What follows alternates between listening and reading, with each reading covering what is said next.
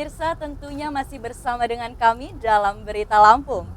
Bagi Anda yang baru saja bergabung, kami akan menyajikan kembali berita utama hari ini.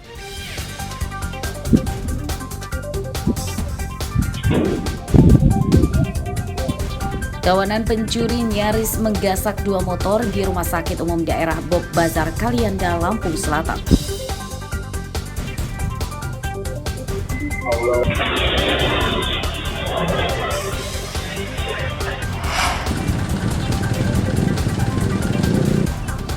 Operasi Zebra di Lampung Utara panen pelanggaran.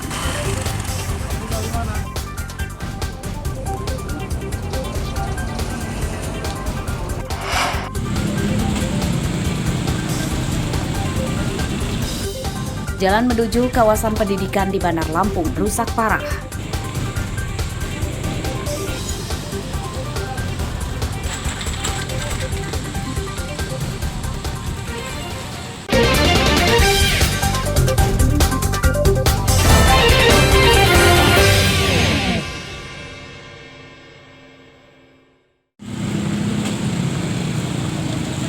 Meski ada di tengah kota, namun jalan rusak di Bandar Lampung masih banyak terjadi.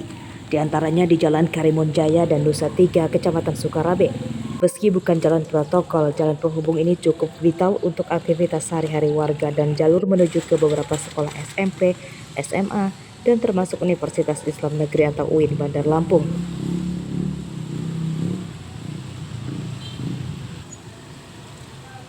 Pengendara kesulitan karena jalanan banyak yang berlubang lebar dan dalam. Warga semakin kesulitan saat musim hujan karena jalan jadi licin dan banyak genangan air. Namun yang sering menyusahkan saat pagi hari, arus lalu lintas jadi macet karena motor dan mobil berjalan lambat supaya tidak celaka. Menurut warga, kerusakan jalan bahkan sudah terjadi sejak 2010 atau sekitar 14 tahun lalu dan hingga kini belum diperbaiki. Mirisnya lagi, padahal jalan ini dekat dengan kantor Dinas Pekerjaan Umum atau Dinas PU Bandar Lampung yang jaraknya tak sampai 1 kilometer. Udah dari kami kesini itu udah rusak. Ya. Dari pemerintah tuh ada nggak sih Pak kayak mau benerin jalanan ini? Informasinya sih kalau misalnya yang didengar-dengar belum ada. 2010 terakhir di aspal. Di Sudah aspal 14 tahun. Saya juga tidak tahu jalan-jalan lain suka di aspal, ini dari 2010 terakhir. Ada pemerintah buat perbaikin ini nggak Pak? Sejauh ini tidak ada. Belum ada. Ini bahkan ini sudah beberapa kali di aspal oleh warga sendiri, termasuk saya mengaspalnya ya, tapi karena pakai semen jadi hancur juga, terus hancur terus. Melalui momentum pilkada yang sebentar lagi, warga berharap wali kota yang terpilih nantinya lebih peduli dengan masalah jalan rusak dan segera tanggap memperbaikinya. Andri Kurniawan melaporkan dari Bandar Lampung.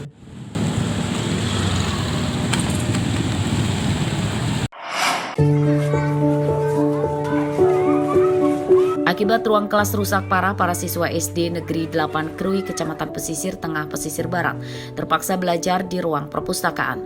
Sebelumnya siswa harus bergantian kelas dan masuk siang sehingga proses belajar jadi tidak nyaman. Kerusakan terjadi pada atap dan dinding kelas. Jika dipaksakan digunakan, akan berbahaya untuk guru dan siswa. Selain kelas, ruang UKS dan rumah dinas guru juga rusak parah dan tidak bisa difungsikan lagi. Rifki kelas berapa? 3. Kelas 3. Ini Rifki belajar pakai ruangan apa ini? Pustakaan. Kenapa pakai ruang perpustakaan? Soalnya nggak ada kelas lagi. Nggak Jadi ada. pakai semua kelas. Jadi apa nih harapan Rifki? Pengen punya kelas sendiri. Kerusakan ruang kelas telah terjadi sejak beberapa tahun lalu, namun hingga kini belum ada tanda-tanda akan diperbaiki oleh Dinas Pendidikan atau Pemda. Pihak sekolah sudah sering mengajukan perbaikan, namun belum ada tanggapan. Paralel, jadi lokalnya cuma 12, satunya pakai ruang perpustakaan, kita gunakan untuk satu lokal anak kelas 3. Nah, pas perpus sudah jadi, kita buat ruang kelas saja, karena kasihan mereka sekolahnya sore sendirian, kelas 3 saja. Jadi kita pamit ke kantor dinas, kita minta izin untuk ruang perpus khusus kita gunakan untuk lokal. Harapan satu lagi, nah, di SD 8 ini belum ada ruang guru. Nah, ruang gurunya nggak ada yang khusus. Ini di kantor ini ruang kepala sekolah. Tapi semua guru di sini semua. Kalau ada rapat-rapat apa kita menggunakan ruang kelas.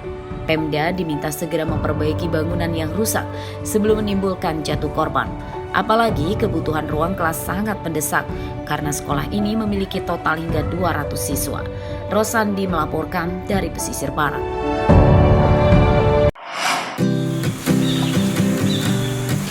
Sambil menunggu masa panen kopi, sejumlah petani kopi di Desa Argomulyo, Kecamatan Batu Ketulis, Lampung Barat mengisi waktunya dengan memproduksi gula aren.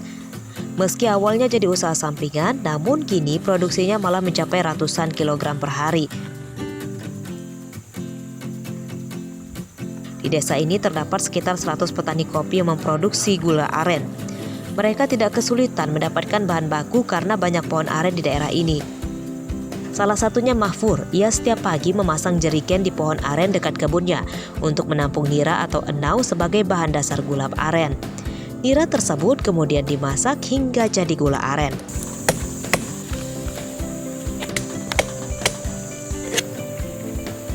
Kalau kopi itu kan setahun sekali kan.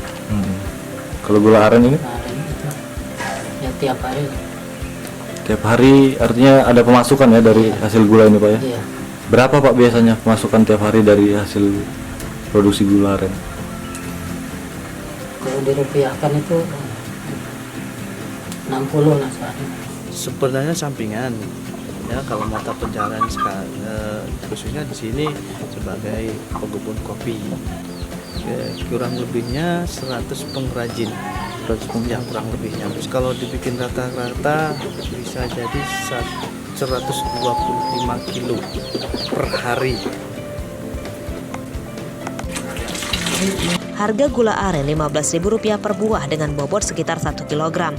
Penjualan gula aren tidak sulit karena banyak pengepul yang membelinya langsung dari rumah pembuatnya. Selain dijual ke berbagai daerah di Lampung, para pengepul juga menjual gula aren ini hingga ke Pulau Jawa. Rosandi melaporkan dari Lampung Barat.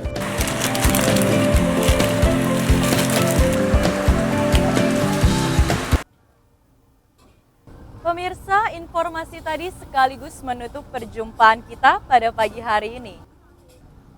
Saya Vika Rana dan seluruh tim redaksi pamit undur diri, selamat beraktivitas dan sampai jumpa.